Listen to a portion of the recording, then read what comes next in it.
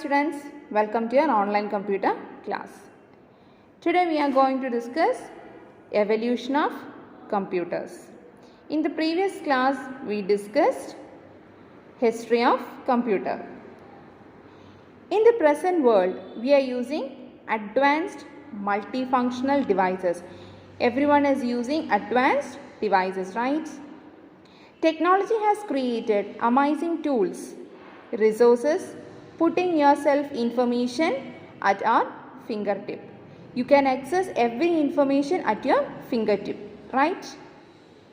Computers are increasingly faster, more portable and higher powered than ever before. Nowadays our computers are more powerful than ever before, right? With all these evolutions of technology has also made our lives easier, faster, better and more fun. Without computers or without multifunctional devices, we can't live, we can't do our work also. So we can see the evolution of computer, from where we start the evolution of computer, from where we start the working or development of computers. There are 5 generations of computers. First generation computer is from 1946 to 1958. In the first generation computers, we are using vacuum tubes as their circuits. In their circuits, we are using vacuum tubes. And for memory, we are using magnetic drums. It is very huge in size and very expensive. The vacuum tubes of first generation computers are very huge and very expensive. It consumes large amount of electricity and it will generate a lot of heat. First generation computer is very large in size and expensive. It consumes a large amount of electricity and it will generate a lot of heat. With this first generation computer, we can solve only one problem at a time. We can solve only one problem at a time. We are giving instructions using machine language. In the first generation computer, we are using machine language. Using machine language, we are giving instructions to the computer. Okay. Then there are 2 examples of first generation computers, ENIAC and UNIVAC 1. What is ENIAC? Electronic Numerical Integrator and Computer. That is ENIAC. Next one is UNIVAC 1. Universal Automatic Computer 1. Okay. What is Universal Automatic Computer 1? This is UNIVAC 1. Next comes second generation computer. Second generation computer is from 1956 to 1963.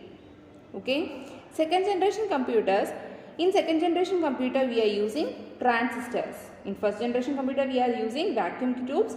In second generation we are using transistors. We replace vacuum tubes with transistors. Okay. And in memory we are using magnetic core. In first generation we use magnetic drums. But in second generation we are using magnetic core. We replace magnetic drum with magnetic core. Okay. Then in second generation computers onwards we are using to store the instructions. In first generation we are just giving instructions and doing the work.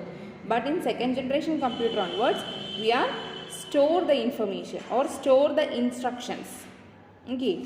In the second generation onwards we are store the information or store the instructions in the memory.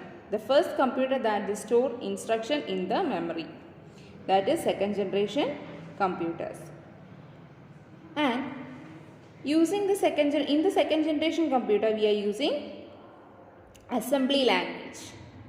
Which language? Assembly language. In the first generation we are using machine languages, but in second generation we are using assembly language. Okay. Using this assembly language we are giving the instructions to the computer. There are 2 examples, IBM 1401 and NCR 304. These are the examples of second generation computer. Okay. Next is third generation computer. Third generation computer in 1964 to 1971. In third generation computer, we are introduced integrated circuit, ICs. Okay, what? Integrated circuits. These computers or integrated circuits or third generation computers are, we are using small size transistors placed on silicon chip called semiconductors. Okay, this integrated circuit is called semiconductors. We are using a small sized transistor. It is placed on silicon chip. Okay, it is called semiconductors. And we are using operating system for overall functioning. In third generation, we are using operating system for their overall functioning. And we are used to, and in third generation onwards, we are start using keyboard and monitors. In third generation, we are introducing keyboards and monitors. In third generation onwards, it will support high level language. What is high level language? High level language means like our simple English. Okay, we can give instructions to the computer using simple English. That is high level language. And third generation computers are capable of running several programs at a time. At the same time, we can give several programs. Multiple tasks we can give to the third generation computers. And it is small in size and reduced in cost. There is less amount of cost and the size is also very less. Examples are PDP-8 and IBM 360 are the examples of third generation computer. Then next is fourth generation computers. Fourth generation is 1971 to present. In present also we are using fourth generation computers. In fourth generation computers we are using microprocessors. What we are using? We are using microprocessors. And these computers have thousands of integrated circuits built onto a single silicon chip. In a single silicon chip, we are using thousands of integrated circuits. In third generation, we are only using one integrated circuit in a silicon chip. But in fourth generation, we are using thousands of integrated circuits in a one silicon chip. It is more powerful and versatile. It is support high level programming language. In the fourth generation, it will support all high level languages. And we can link together in the fourth generation we are introducing networks. We can share the resource or we can link the computers.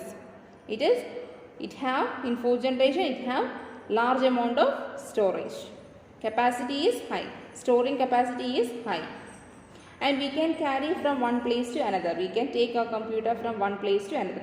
We can take laptops, tabs, smartphones are coming fourth generation computers. We can take these from one place to another. Okay, these are the examples of fourth generation. What are the desktop, laptops, smartphones are the examples of fourth generation computers. Now we are using fourth generation computers. Then last one is fifth generation computer. What is fifth generation? In present and the future we are going to use fifth generation computers. In fifth generation computer we are introducing artificial intelligence. What is AI? You all know robotics, right? So they are using artificial intelligence in robot. Okay. Artificial intelligence is a technology. What is artificial intelligence? It is a technology that enable the computer to think, learn and take decisions independently. With the help of artificial intelligence, a computer can take a decision, they can think, learn, etc. Okay, that is artificial intelligence.